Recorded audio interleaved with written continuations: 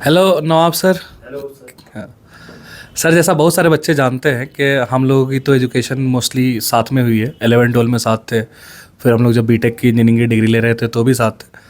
तो वहाँ हम लोग अक्सर कुछ कॉमन फ्रेंड्स हुआ करते थे, सर आपको याद होगा, जिनके बारे में हम कहते थे कि हाँ ये इतना एफर्ट नहीं लगा रहे हैं बट इनको रिजल्ट अच्छे मिल रहे हैं। मैं एकेडमिक्स की बात नहीं कर रहा हूँ।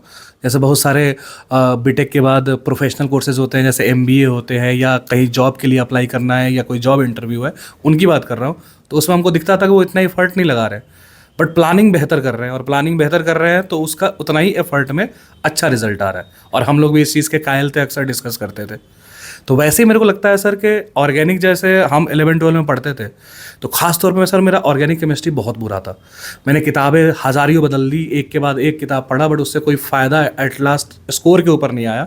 पढ़ के चीज़ें समझ में आती थी, मज़ा आता था। अप्लाई करते वक्त हम भूल जाते थे कि क्या पढ़े और क्या अप्लाई होता है, क्योंकि सब एक ही जैसा लगता था, ऑनेस्टली बताओ तो सर ऑर्गेनिक केमिस्ट्री में एज ए टीचर आप मतलब कैसे प्लान करते हो कि एक एफिशिएंट वे में कम समय में सारे सब्जेक्ट के साथ ऑर्गेनिक भी स्कोर किया जा सके?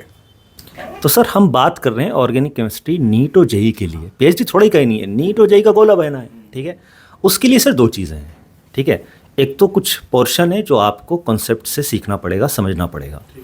एक कुछ पोर्शन आ जाता है ऑर्गेनिक केमिस्ट्री का जो आपको समझ के रटना है, रट लेना है उसको, लेकिन समझ के। अब बच्चों को ये बात क्लियरली पता नहीं होती कि कौन सा पोर्शन समझने का है और कौन सा पोर्शन समझ के रटने का है। यहाँ पे मेंटर का रोल आता है, टीचर का रोल आता है।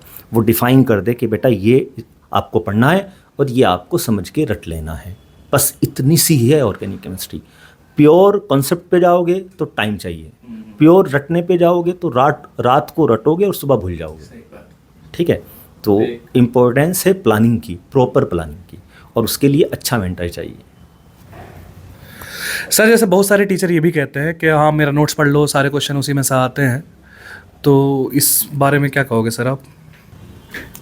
तो सर इम्पोर्टेंट नोट्स नहीं है। नोट्स तो आजकल एआई का ज़माना है, चैट जीपीटी का ज़माना है। आप 10 बुक्स की समरी बहुत कंसाइज वे में दे सकते हो।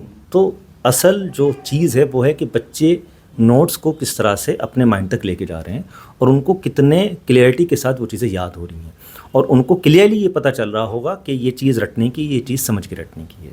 ठीक है, तो हाँ, इसीलिए फिर टीचर का रोल इम्पॉर्टेंट हो जाता है कि किताब की बात को किस तरह से दिमाग में उतारनी है। ठीक है सर।